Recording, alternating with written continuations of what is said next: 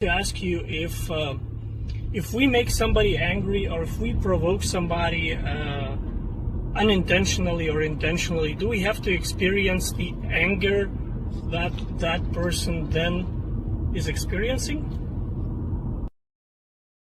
You may, but in a different way. If it was not intentional, you will not experience it in the same way as if it was intentional. It may be more of an observational experience rather than experiential experience, so to speak. Hello, Bashar. And to you, good day. I'm very excited to interact with you this way. As we are to interact with all of you. Thank you. I have several questions for you today. We will see how many we can answer in the time that is allotted. Okay. My first question is using hypnotherapy, Yes. specifically QHHT method.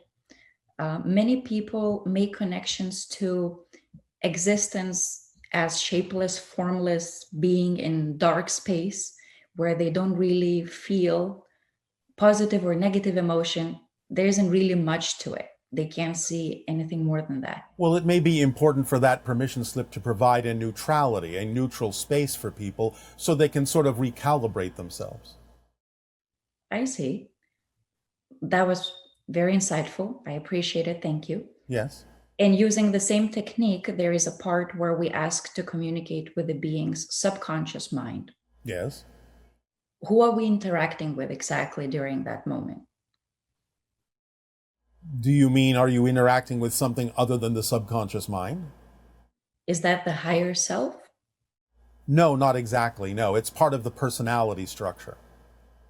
I see. Thank you. Yes. My other question is, during my own regression, I made a connection to an event that seemed to take place what looked like a desert, where I saw a white tent, debris of a craft, and perhaps an ET being that was there. Yes. I felt feelings of sadness because of the disregard of the humans for the being, and just interested in the technology and the craft. Yes. All right. So Why was it important for me to see that? And what was that I saw? well, you saw a symbolic presentation of the idea, as you said yourself, of the lack of understanding and the lack of connection and the lack of empathy that many humans experience when they understand or think about the idea of connecting to other levels of consciousness, including extraterrestrial ones. In other words, there's a disconnection in your society, in many members, where they only focus on the idea of the technology and the way they can use it to their advantage without giving really much thought to the idea of the beings or the expressions behind it that are exceedingly important to understand. Because that's what really allows the technology to be used in the most beneficial way for all concerned, is having that empathetic connection. So is that a form of encouragement to pursue my excitement in sharing with other people on this planet about the beings inside the crafts? And Would you like to use it that way? yes, Well, then there you go. thank you for that one. Make some of these things can be a little more obvious. Yes? Yes. All right. I have another question, if I may. Yes.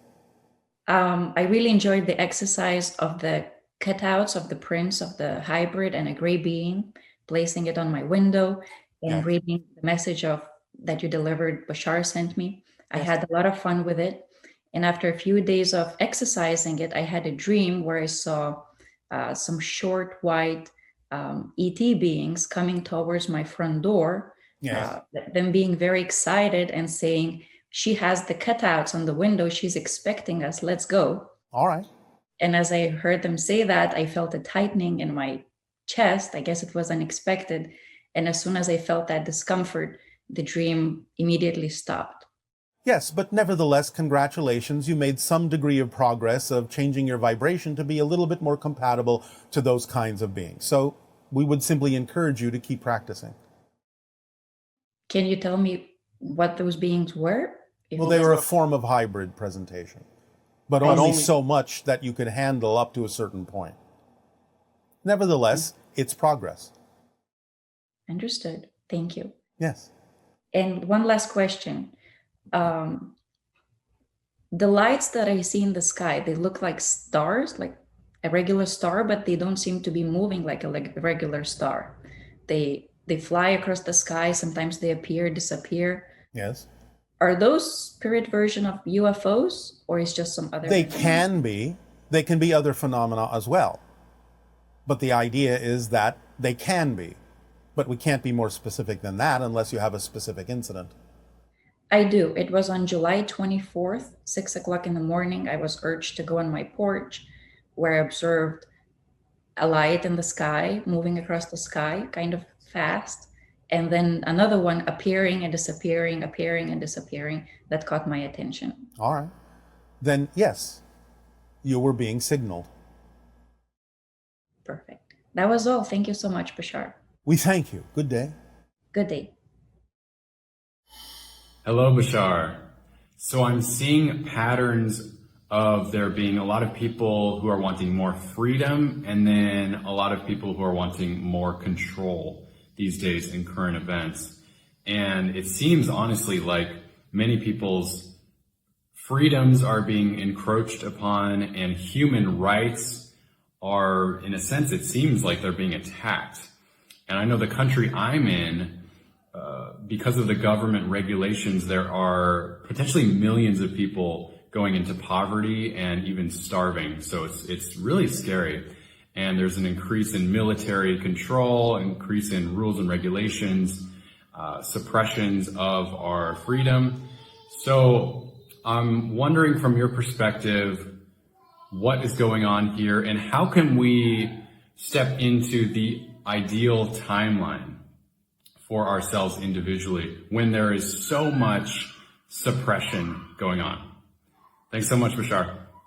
By taking the actions to teach people that that is a lack of power rather than the idea of the expression of power. You have to act. You are your governments. Do something about it. Be positive, be proactive. Allow yourselves to express the truth of your being and your true freedoms. Teach them how the idea of tightening control is actually losing it. Teach them the paradox of the way that they are doing things. There are times when you can assess the situation as appropriate or inappropriate. It's all about the way you go about it. If you follow your excitement, if you follow the flow of your truth, you will find that it will usually, not always, but usually also synchronistically take you to a circumstance or put you in a different situation where the expression of your truth will not be detrimental to the idea of continuing to express your truth. The idea of speaking out in a certain way, even though it might be your truth, and then finding that you are not able to continue that is usually the result of a fear that is mingled with the truth, not the truth itself in its holistic expression. Because synchronicity will take you where you need to be to allow you to continue to express your truth if it is not, shall we say, contaminated with the idea of fear-based beliefs. Hi, Bashar. And to you, good day. It's an honor to be able to connect with you today. It is our passion and our pleasure to connect with you as well. Thank you. My question's about your teaching on 7 neutral needs. Yes. In our world, some people say that touch is also a need and that infants require touch. Is that that is the need that falls under the auspices of the need of connection and relationship. Yes. So does that continue to be a need into adult life? It can, yes. It doesn't have to be, but it can. Okay. If somebody doesn't experience touch right after they're born in those developmental years, does that affect their need for touch later in life? It can. But again, it depends on the reason for having created that particular path. Okay. So are humans evolving beyond touch entirely eventually? Like in your world, do you still benefit and enjoy physical touch? Is it necessary for you? It is enjoyable for us. We wouldn't necessarily say it's necessary, but it is part of who we are, and therefore in that sense necessary for us to be ourselves. But empirically, it's not always necessary. It just depends, Right. again, on the path. In my experience, this feels like it's a pretty important need All right. and something that I have sometimes a hard time really fulfilling in the way that I prefer. All right. And what is the fear behind it? There's fear of rejection. I guess there's sometimes like I have this belief that I'm never going to find the right person to express that touch with in the most intimate ways. And that's something that I want the most. So it's, on one hand, I feel like I follow my excitement in putting myself in circumstances that could lead to such an encounter or such a relationship. Yeah. But sometimes I think that I'm just kind of like love addicted or love crazy and just not nourishing every aspect of my life because... That may be so. You need to be in touch with yourself first and foremost. Yeah. And but when I get in touch with that, myself, it does feel like the deepest desire that's there. well, is there any guidance yes, but on how again, to the idea find is that you're simply craving connection. Yes. Because that's important. But the idea is that it doesn't always necessarily have to present itself in a physical way. There are many ways to touch. Not that it doesn't have the ability to happen in your life that way. But again, the desire may be being interpreted as an insistence that only that form will suffice for you because you feel you've been deprived of that. Right. So you have to sort of relax the definition of touch and allow yourself to be touched in more ways than one. Right. And let that be okay. So you have to relax the assumption, relax the insistence on touch meaning a particular thing. And then you increase the probability of being touched in all ways that are compatible with who you prefer to be. Right. Does that help? That does help. Do you think you can relax those insistent definitions and not be so desperate for touch? I try that, but it seems to be like a recurring theme that whenever I feel like I get... Then you have a belief system that is making it recur. You Okay. have to get in touch with your motivational mechanisms about why you would choose to keep repeating that, because that usually just means you still have a great deal of fear about it actually happening, because you feel that if it does happen, and then you feel if it goes away, you will experience it as a rejection. Yes. Well, stop. Okay. Just because something stops happening doesn't mean you're being rejected. You have to look at your definitions here more precisely. Okay. It may have nothing at all to do with you. Right. Okay, I appreciate that. All right. So it's just a letting go of insistence. Yes. Is there a permission slip that you would suggest for this particular way of letting go of insistence? For you, one moment.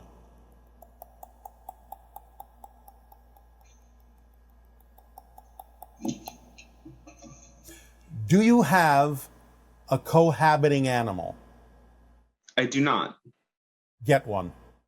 Okay. What are you What attracted about to? traveling? I'm normally traveling. I've been traveling for 9 years. It seems a bit challenging, but I am intending to settle down more. Am I in a place that's really right for me to settle down at this point? Because it feels like that.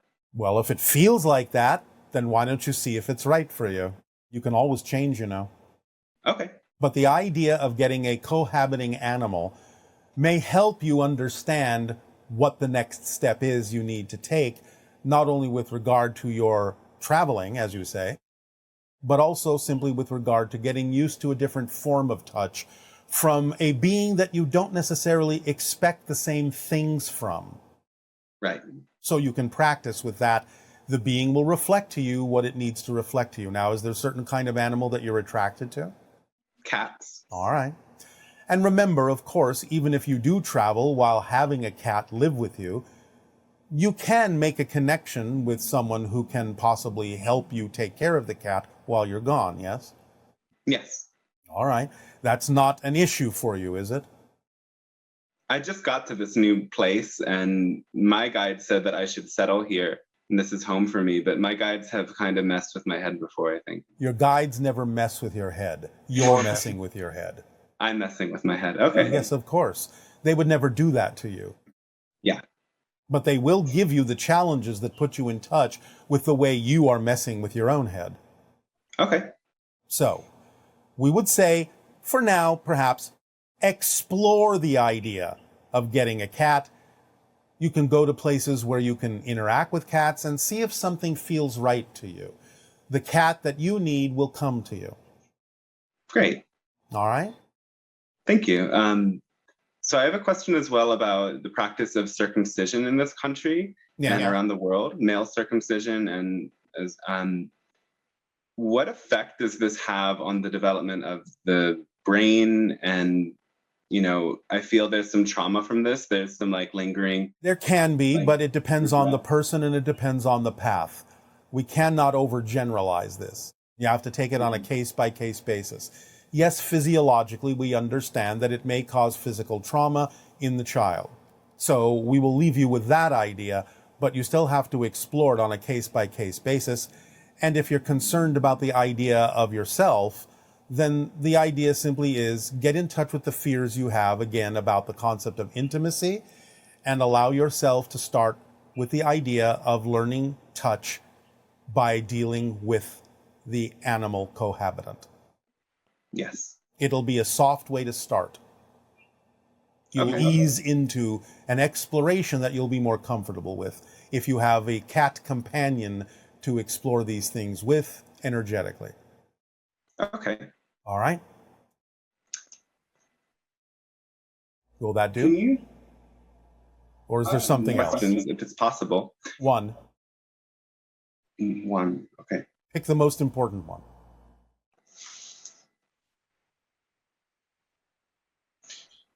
I guess, are there any blockages you see to my channeling? Because I also do channeling, and I've taken a step back from it for a while just because I've felt I needed to focus on other things, but I feel like that can be important. There might be something in the way for me. The only thing so-called in the way is, in a sense, what we've been discussing. Because you need to come to terms with reinforcing your own identity. Because if you proceed with the idea of the channeling, it's going to grow and it's going to get stronger. And the idea is that you, in what you're dealing with now, may have a belief that says you can't handle that strong of a touch, because that's a type of touching too. So yes, I strengthen your own identity. I can't handle the visibility and the exposure and the connection with so many kinds of people. Yes. So strengthen your own identity, and then you'll be able to deal with all of that with ease. Sometimes it feels like aspects of my identity offend or trigger people when I really own them. So I've had some resistance in being fully authentic. Well, again, wouldn't. That's still connected to what we're talking about. You're rejecting portions of your own being. Yes. Well, stop doing that. Okay. Become more holistic. Be okay with yourself in all aspects, no matter what you're going through. Allow yourself to love yourself and appreciate yourself for who you truly are. And all of these things will be interconnected, will start to resolve themselves. Thank you very much. Punishment. It is an opportunity to rebalance yourself. And as soon as you make a decision to realize that you may have been out of balance in the way that you would prefer to be, and you make a decision to balance yourself, there is no karma. It is simply the recognition that you are out of balance, and it is the decision to rebalance yourself that erases anything that has to do with that concept. Fantastic. Thank you. Do you have any information, clarification, or guidance to share on what we call walk-in souls or multiple souls that inhabit the same body at different times? It is not a different soul. It is more of the same soul, which of course will change the personality, which is why it makes people on your planet think it's a different soul, because now they're dealing with a very different person, but it's the same soul in a more expanded presentation. Okay, fantastic. Is there any guidance you can give on to help those people kind of go through that transition phase? Follow the formula. Okay. Is there any aspect of your teachings that you feel has been misunderstood by many receiving it? Several. Where would you like me to start? Wherever you feel. One of the ones that is the most prominent, is a lack of understanding of the precision required to really allow the formula to work with them, because many people will lock onto the idea and get very excited about acting on their passion, and they will completely ignore or dismiss or forget about the idea of all the other aspects, or have a very limited understanding of the other aspects, such as no assumption, no insistence, to the best you can, taking it as far as you can till you can take it no further, and the idea of remaining in a positive state no matter what happens. So many people will click onto the first one and go a little bit soft on the remaining attributes of the formula. Oh, I love that. Thank you very much. Yes. What is the most powerful action we can take right now to accept the higher frequencies that many of us have been feeling inundating us over the past number of months? Any action in the direction of your true passion. Because remember, the language of physical reality is physical action, not words. So if you are passionate or excited about something, even just a little bit more than any other choice, taking a physical action to the best you can in that direction is the next step on your path. Remember, your higher mind is communicating with you in energy, and your body translates that energy as passion. So when you take action on it, you're actually answering the higher mind, saying, yes, I heard you. And therefore it can send you more opportunities to take action on your passion. If you're not acting on your passion, it's not going to send you more opportunities. Why should it when you're not even acting on what it's already sent you? That's the most powerful thing you can do, is pay attention to what you are passionate about. Take whatever action you can take without assuming that the form in which the passion came is the thing that actually has to come to fruition, because you have no idea why it actually came in the form that it did. Just do your best to see if that's the form that needs to come to fruition, but never assume or insist that it must, because sometimes your passion will come to you in a form that will just get you to move so that you can wind up and be where you need to be, so that what really needs to happen can happen more easily. Fantastic, thank you. Is there any action hybrid children would benefit from their biological relatives taking? Well, certainly by communicating with them as best you can, whether in physical reality or in the dream state, loving them, sending them that kind of energy. And again, as always, following the formula, because that will allow your life to unfold in an automatic way that will more likely increase the probability of interacting with them in the future. Thank you. And remember, when you act on your passion, you raise your frequency and you make yourself a better receiver of higher frequency information and energy. And therefore, by acting on your passion, you become a better antenna to know when they are actually sending you information, either through your consciousness or through synchronicity. You'll recognize when it's a message from them. Is there anything you feel would be helpful to share with me personally that I've not already asked about? Yes. Don't ask if you're missing something.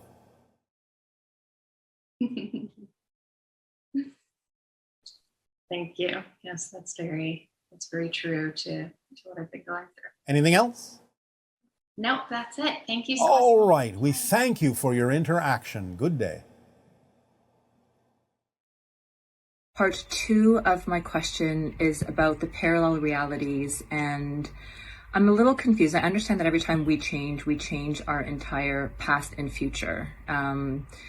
But when people make predictions, or like when you say that in 2030 we'll have open contact, or whatever the exact date was, I don't remember, how can there be a mass consensus or a collective conscious or collective reality if we're changing all the time? Like, who is that collective consciousness for? Like, if I hear you in this moment telling me 2030 or telling us 2030, but I make a change, am I even on that reality anymore? I hope my question is clear, but I just don't understand, because I just watched the video on the parallel timelines, and if there's infinite timelines for us to be on in any given moment, how can there be a collective timeline that everyone creates, or that in 2030 we can have open contact? Like, I don't really understand that. And yeah, and just with myself personally, yeah, I'll leave it at that. Okay, thank you so much, and good day. Bye. Because you agree to go as a group towards certain reality experiences. You simply navigate with your friends toward them so that you can experience a particular reality even as a group. So just because there are all these probabilities doesn't mean you're not making group choices as well as individual ones.